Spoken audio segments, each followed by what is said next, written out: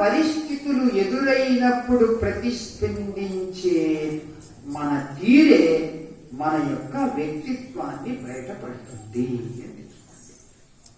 సుఖంగా ఉన్నప్పుడు అందరూ సంతోషంగా స్పందిస్తారు. కష్టాలు వచ్చినప్పుడు, బాధలు కలిగినప్పుడు, ప్రతికూల పరిస్థితులు అయినప్పుడు ఏ విధంగా నువ్వు డీల్ చేస్తావు, how do you handle that situation అనేదే మీ మెచ్యూరిటీ మీద.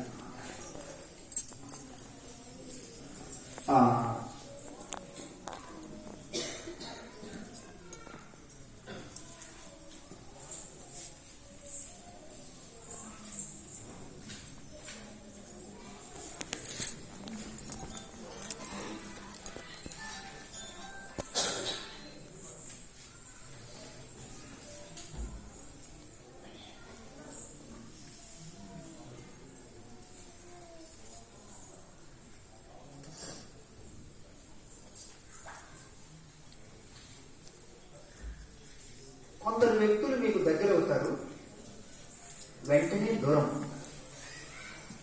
కొందరు మీతో పాటు కొంతకాలం ప్రయాణిస్తారు.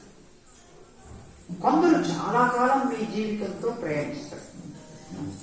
కొందరు సుదీర్ఘకాలం మీతో ప్రయాణిస్తారు, వారే మీ భార్య, మీ భర్త.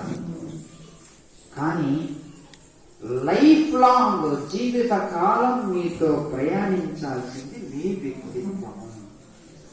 దాన్ని మీకు అనుకూలంగా మార్చుకోవడమే మానవుడి యొక్క కర్తవ్యం.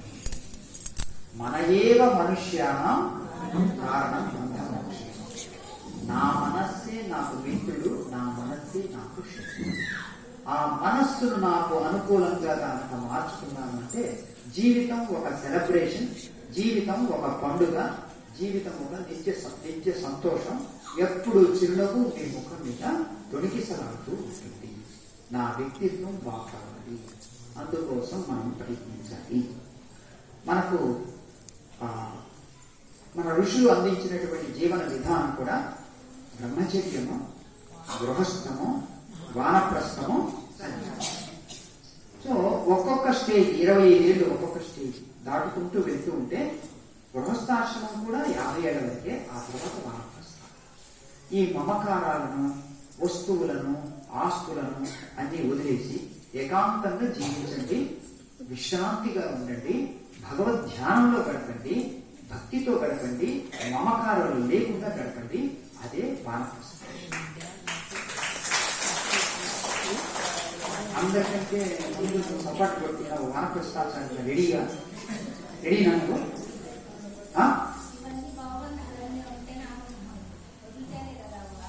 అంటే నువ్వు రెడీనా వానప్రస్థానికి? అది ఆ బాధ్యతలు ఎంత కాదు, అది మాత్రం చెప్పలేదు.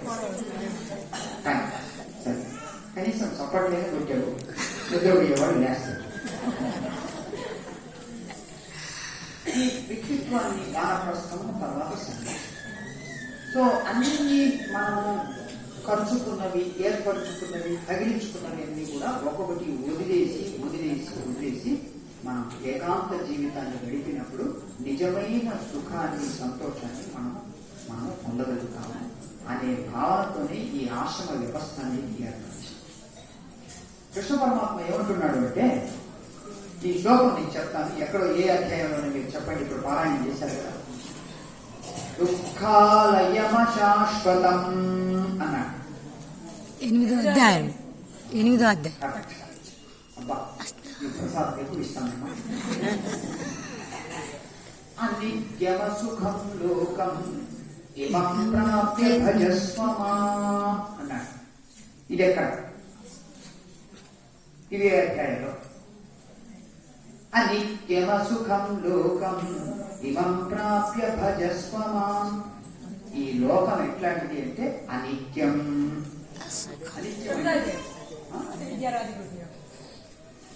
మార్పు చెందుతూ ఉండేది ఏదైనా కానీ ఒకప్పుడు నశించిపోతుంది. నీవు చిన్న వయసులో ఎట్లా ఉన్నావు, ఇప్పుడు ఎట్లా ఉన్నావు, ఇంకొక 25 ఏళ్ల తర్వాత ఉంటావో ఓడతావో కూడా తెలియదు. ఎప్పుడు మారుతూ ఉండేది, ఒకప్పుడు నశించిపోతుంది. ఉదాహరణకు ఈ వస్తువు ఇక్కడ ఉంది, కదులుతుంది కదులుతుంది కదులుతుంది, తర్వాత ఈ దేహం కూడా అంతే, ఈ కాయం కూడా ఇది అంతే. ఢిల్లీగా ఉండేది